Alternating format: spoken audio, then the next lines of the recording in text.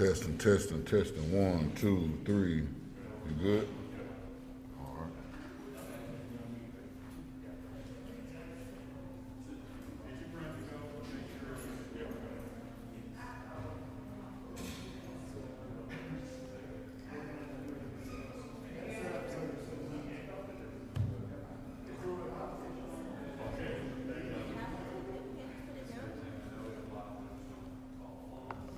Oh, I see what y'all trying to do.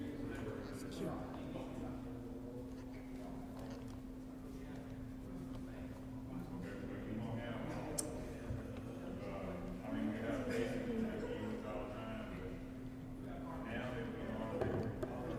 This is way too thick. It's too thick for me too. What about right here? Hangs down, but you I know, don't know. What cord is it? it's Is that this. cord though? Isn't it?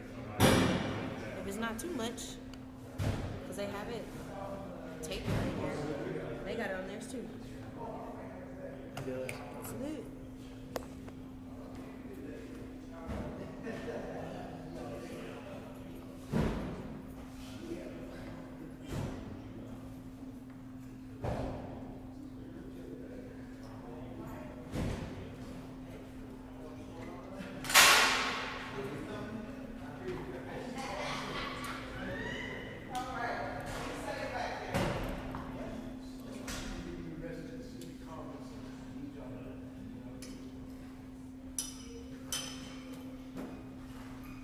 I give you my check when you're ready.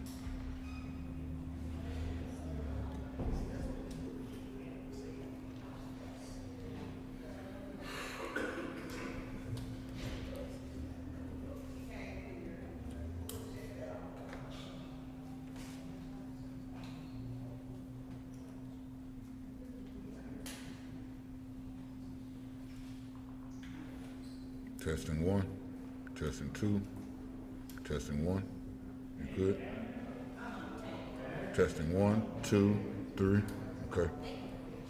Appreciate you, man. You good, Mike?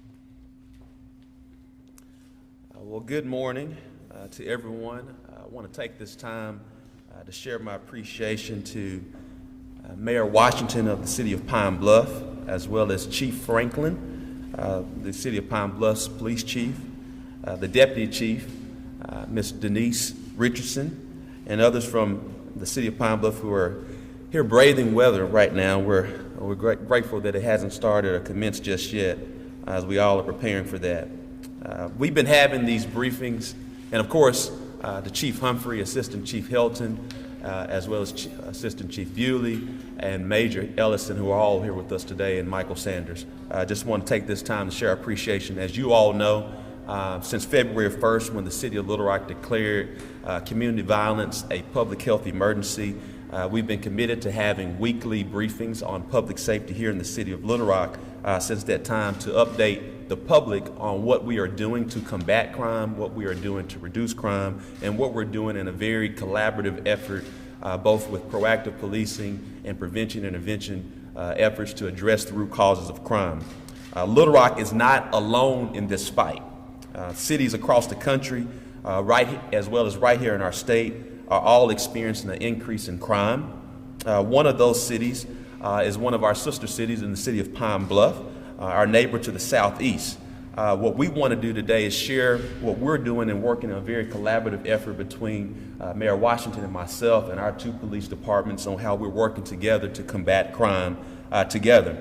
Over the past few weeks, we have doubled our efforts to share information with Pine Bluff because we've noticed criminal activity in both of our cities. Because crime isn't contained within our city limits, it is essential that the Little Rock Police Department work collaboratively with other law enforcement agencies like Pine Bluff Police Department. So we definitely want to take this time to share our appreciation to Chief Franklin and his entire team of the City of Pine Bluff Police Department as we're working collaboratively together. Chief Humphrey has mentioned before our partnership with the ATF. And so in addition to working with our local partners, we've continued to work with both our state and our federal partners, and very grateful that the men and women of Little Rock Police Department have been working for quite some time with ATF in regards to federal law enforcement to target gun crimes. As we also know, just recently, we want to take time to commend President Biden, who's been focused as well on how we target gun crimes across this nation. And so as we continue to work collaboratively, it takes the federal partnership, and that's the reason why we have, for the past several months, been working with ATF to address the targeted gun crimes that are happening here in our city. But in addition to what we've been focusing on and finding and funding solutions as it relates to proactive policing and prevention and intervention efforts, we want to take this time to understand that our emergency declaration also called for our Human Resource Department to hire social workers as well within the Little Rock Police Department.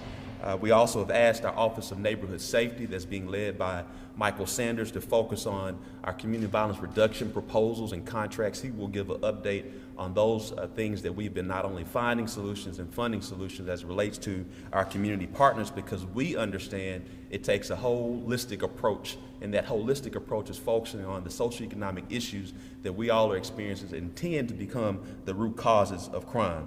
This resolution allowed for us to expedite to our city departments the strategic resources they need at the moment to prevent and reduce crime. You'll hear later today from Chief Humphrey on what we're doing to combat those efforts as we continue to move forward. Before we move on, I want to take time to share that we are experiencing a downward trend in our violent crime. That's something that we are happy about. We also understand that we're not going to understand that while it's trending down, we're happy about that, but we also understand that's something we have to continue to focus on. And so we're not going to let up as we are understanding that we see this trend going downward. We want to take time to share our appreciation to those solutions that are moving forward to experience this, particularly with our officers, and particularly what we know will help in the long term as it relates to the prevention intervention efforts. But what we're seeing is this experience right now from the short term. And so as we understand this portion, we want to take time to bring Michael Sanders here to give us an update as it relates to the Office of Neighborhood Safety. Thereafter, I will introduce Mayor Washington, and we'll commence with the remainder of the day.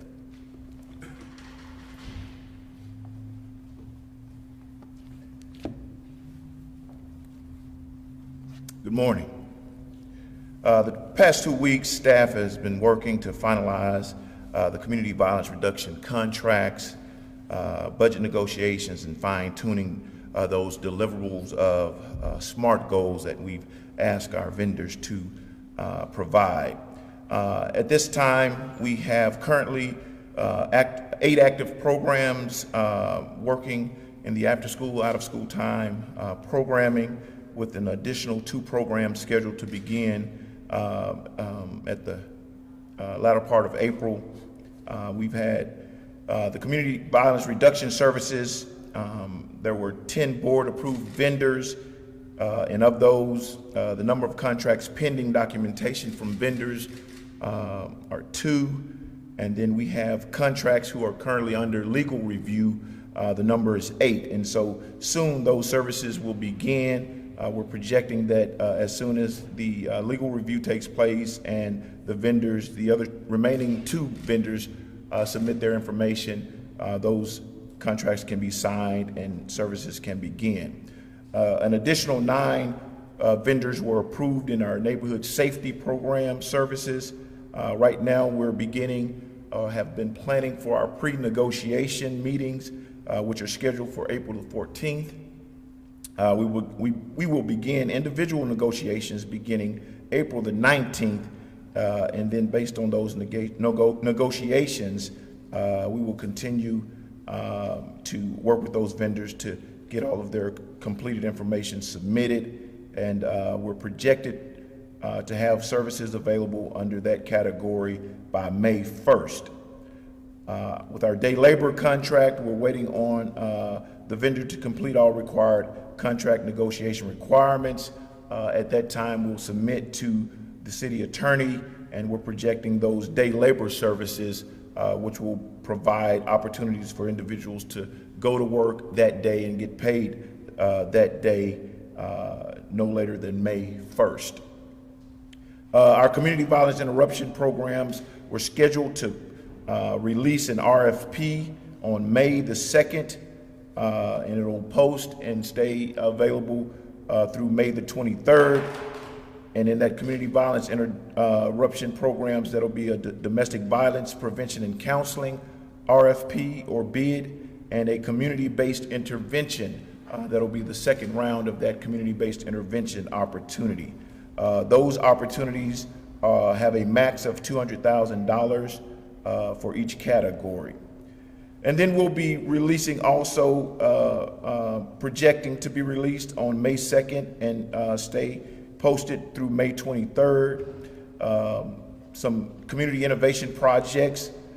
These are opportunities for shortened application process, whereby which the vendors can go through a technical assistance workshop, and these projects will have a max of up to $25,000, and we're projecting that we can fund at least 12 projects. And again, this will give vendors the opportunity who haven't had the opportunity to be funded, but give them opportunity to go through a technical assistance training or assistance workshop, and then come away with a completed application and have the opportunity to submit for funding. One additional opportunity is a food insecurity opportunity, or RFP, which is also scheduled to be released May 2nd and close on May the 23rd. That's upwards of $75,000 capacity for a vendor to present or respond to an RFP, request for proposal, to address food insecurity. And we're going to release or have an opportunity for up to 2 projects for $75,000. In addition, we always want to acknowledge and remind our young people aged 16 to 21 that we have our summer youth employment opportunity, where we're looking to hire at least 600 youth this summer for 6 weeks, 4 days a week, Monday through Thursday, and work 8 hours a day, earning upwards of 32 hours per week. And we're also recruiting work sites. So if you want to participate and host at least one young person this summer, please contact us. You can contact me at masanders@littlerock.gov. We can get you connected to host a young person this summer. Thank you. Thank you so much, Mr. Sanders, giving us an update of what we're doing is focusing on prevention and intervention efforts. It is now my honor and pleasure to introduce Mayor Shirley Washington of the city of Pine Bluff, who's been a dear friend, both prior to our time as being mayors of our respective cities. And I can tell you she's a true confidant and grateful for everything we've been able to do together. Mayor Washington. Thank you so very much, Mayor Scott. First of all, I want to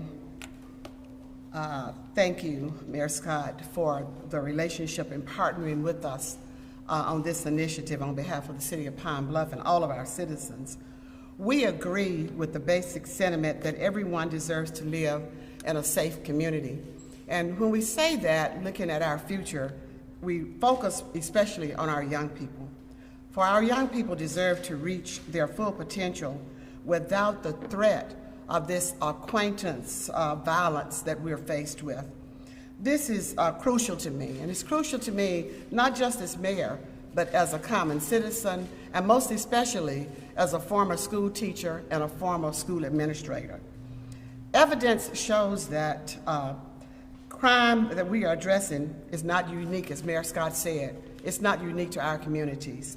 It has been a growing challenge throughout the nation, but we know that there are steps we can take to reduce these local incidents.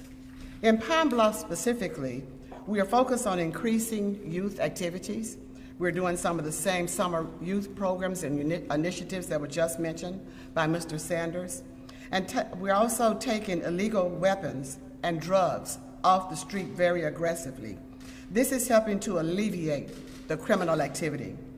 Building a stronger, more coordinated partnership with Little Rock is crucial to these efforts because our overall goals at the end of the day align, especially since many of the efforts or the offenders we encounter are associated with criminal activities in Little Rock and vice versa. Now, in recent years in Pine Bluff, we have been guided by the simple mantra, we are stronger together. As residents and decision makers, we are most efficient or effective, I guess I should say, at reaching our objectives when we combine our skills and when we combine our abilities. We are approaching this partnership with that same spirit. In the light of our shared objectives and the incidents that connect our cities, Pine Bluff and Little Rock are stronger together when working in close cooperation. In closing, I want to commend our police chiefs, Lloyd Franklin and Keith Humphrey, for leading this initiative. And most importantly, I commend the outstanding officers who are on the streets every day protecting and serving our communities. At this time, I want to introduce my Chief of Police, Lloyd Franklin Sr., and along with him, Deputy Chief Denise Richardson. If you step forward. Denise Richardson is going to come to us now and share some of the context about this initiative.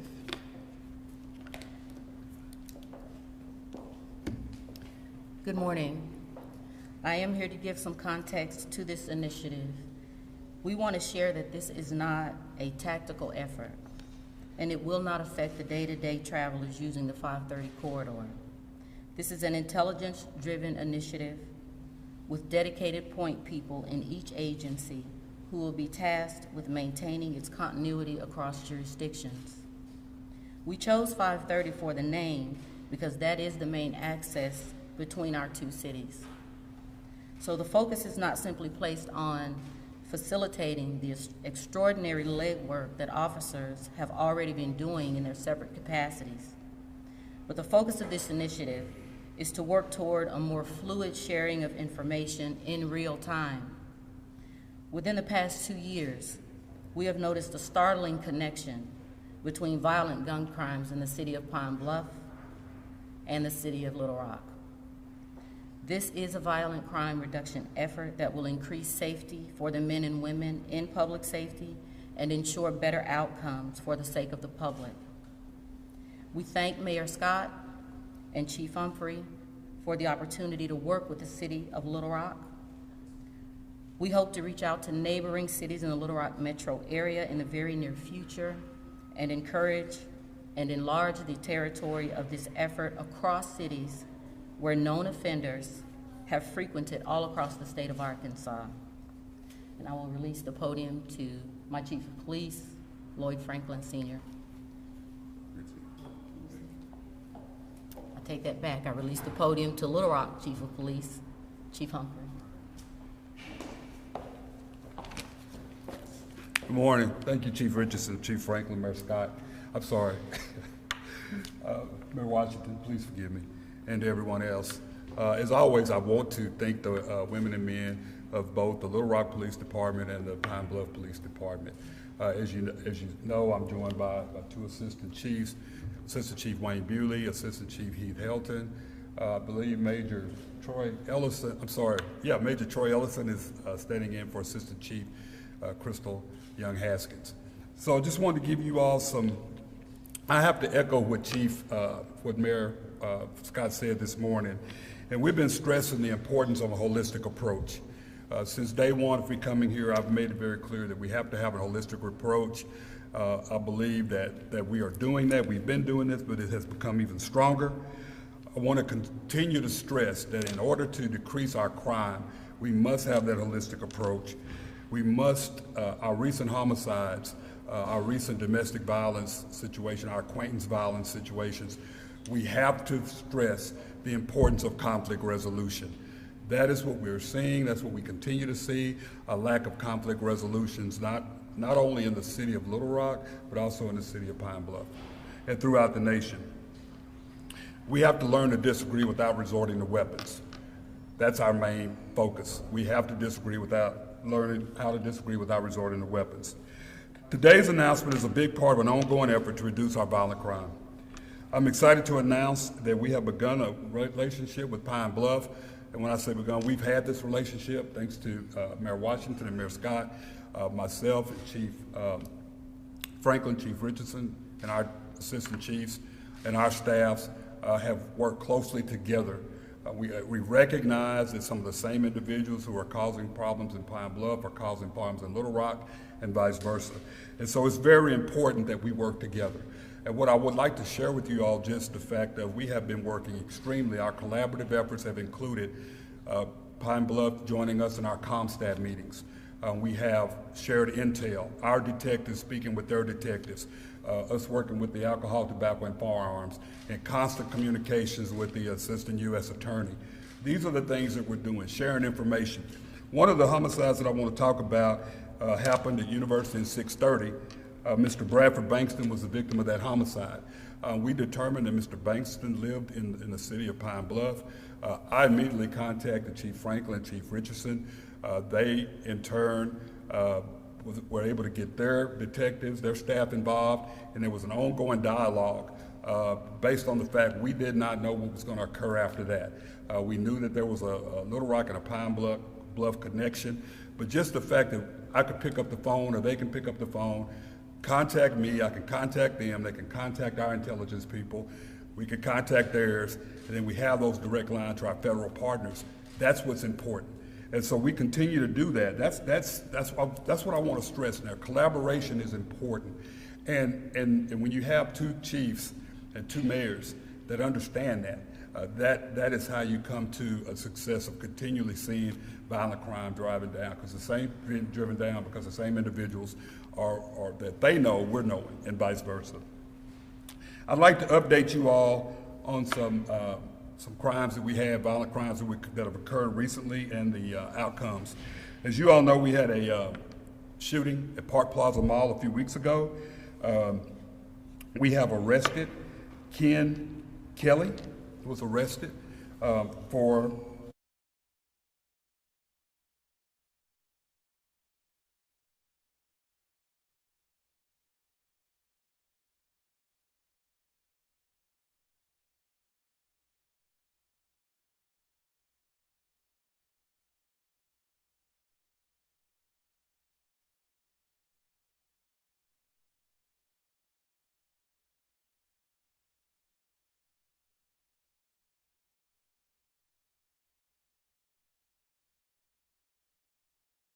for the murder of Mr. Dolan Goff.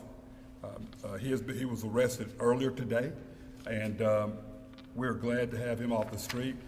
I wanted to share that with you all. I know there have been some questions, so I wanted to share that with you all. Also, we are looking for Michael Fulani. Michael Fulani is wanted in the homicide that occurred on Patterson Road on Sunday, March the 27th. Any information that you all can provide us, we would be happy. We really need to get this gentleman off the street. That's Michael Fulani. And you can provide that information at 501-371-4636. So these are just a few examples of how the emergency declaration allowed us to provide additional overtime, which allowed us to conduct additional crime reduction initiatives. And our officers have taken advantage of the opportunity to protect this community, continue to protect this community as much as possible. So I just wanted to share that, my thanks to the mayor and to the board of directors for passing that emergency order and provide us the additional resources that were needed to address this. One of the things I would like to also stress is that our street crimes unit and our officers from various areas of our police department have started to recognize that our caravanning and our street drag racing has started. I will tell you that we're working extremely hard. We have plans to address that. I don't want to get into the operational plans of that, but what I will tell you is that street crimes and other divisions, it's an all-out effort by everyone, all aboard, all in effort by every officer in this department to address that. We understand that's a concern of many of our citizens, and we are going to be focusing on drag racing and caravanning as the summer approaches, and which we've been doing already, but we just want to make sure the citizens understand that that is a priority for us. So far this year, 208 guns have been seized, taken off the street, and we've arrested 168 people related to those guns. So I just want to tell you about some of just really quick about one of the initiatives that we have done. I know a lot of times people want to know specifically what we've done, but I want to share this initiative. In February, we received calls about vehicle burglaries and car thefts that were happening in Alsop Park, Two Rivers, and Big Dam Bridge. We were able to conduct initiatives, covert initiatives, surveillance. We were able to conduct other methods of investigation, foot patrols, not only that, undercover covert operations. And we were able to link one person, a female, that was we believe that was involved and responsible for the majority of the vehicle burglaries in that area. We also noticed that because of that extra patrol and those initiatives that we are using, we did see an immense decrease in those crimes. So another thing that I'd like to say is that when we saw this, we did recognize that the crime had been displaced. So when a crime is displaced, we continue to determine what resources that we need to deploy, because every area is different. So I just wanted to share that with you. We worked this area, different initiatives, covert, intel, various other undercover resources, and was able to reduce that, but at the same time, we realized that things are going to be displaced. I want to personally thank the board of directors. I want to personally thank, as I mentioned earlier, the mayor, continue giving us the additional overtime and resources needed.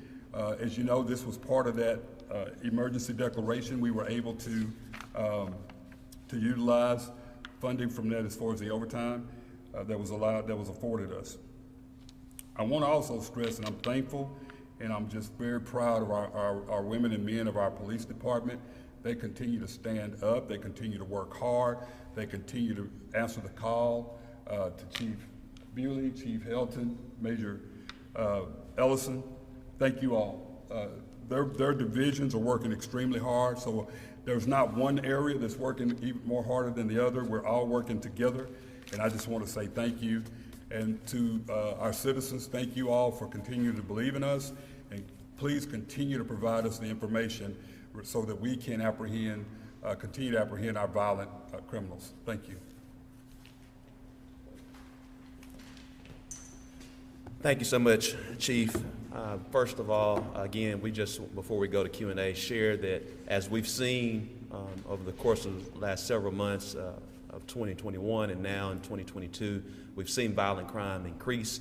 We're seeing a downward trend, which we're happy about. We're not going to let up because we know just how serious this matter is for our city. But not only for our city, today's announcement is a focus on an intelligence and surveillance effort that's going on between two cities that have had connected gun crimes, and just how important addressing gun crimes are for our two cities. And so we're very grateful to work and collaborate on intelligence and surveillance with the city of Pine Bluff as we continue to rid both of our cities of gun crimes as we continue to move forward together. Secondly, I want to share that as we announced last week, our HOPE Council, which stands for Holistic Outreach Prevention in Every Neighborhood, will have its first meeting next week. We also, for the media, as you know, we've been having weekly press briefings since February 1st of declaring the emergency declaration for public health with community violence. We'll be transitioning from a weekly briefing to a monthly briefing, and so we'll also make sure that we have as much information as possible in those monthly briefings to kind of give a monthly update as we continue to see crime trend downwards. But again, we know while it's trending downward, we're not going to let up. We're going to continue to push forward as we continue to focus on our intelligence and surveillance efforts that we have with Pine Bluff as we rid both of our cities of illegal guns, we rid both of our cities of gun crimes in general as we all work to transition out of community violence to ensure that we all continue to have safe cities within our respective cities. So just want to take the time to share that information as we transition from a weekly briefing to a monthly briefing. I believe it will be on the second Wednesday of every month as we move forward, just to make sure the media are aware of that.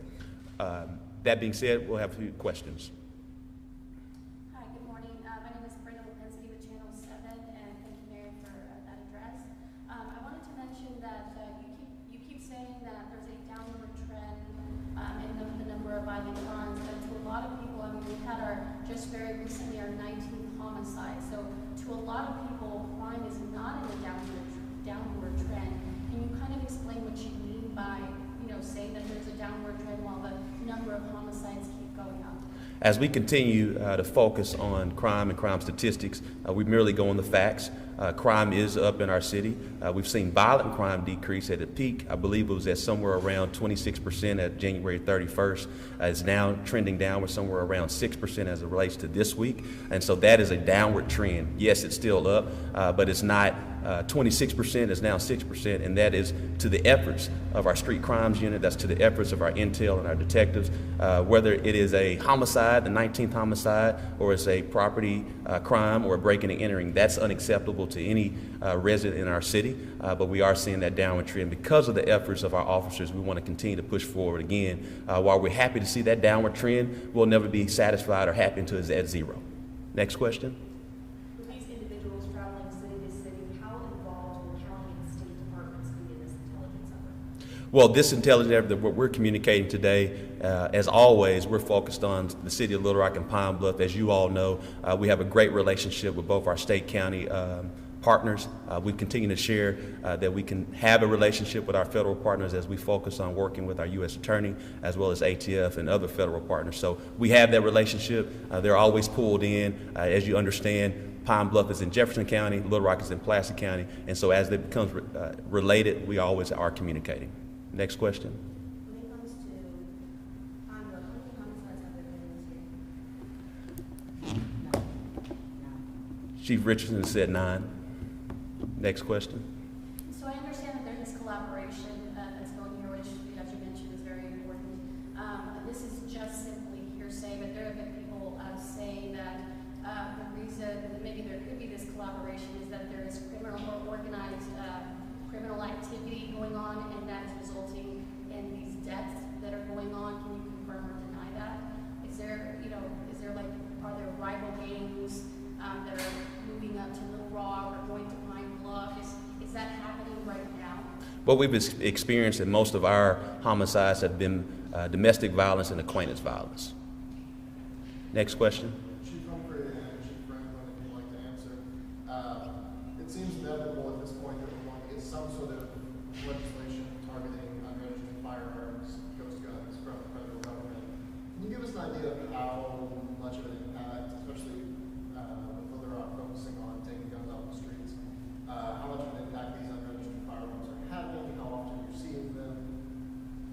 Sure, that may be more of a question for Chief Bewley, who's over investigations of major crimes. Chief Bewley? Good afternoon. I think clearly we have concern about the ghost guns, unregistered guns. The actual ghost guns, those that are put together, we haven't seen any of them that I'm aware of. We do end up with a lot of weapons that we can't trace back, or maybe are defaced, the serial numbers are marked off, or often they may be stolen, but the individuals that owned the guns previously did not have the serial numbers. So to answer your question from the ghost gun standpoint, we haven't seen that as a problem here in the city of Little Rock yet. Couple more questions?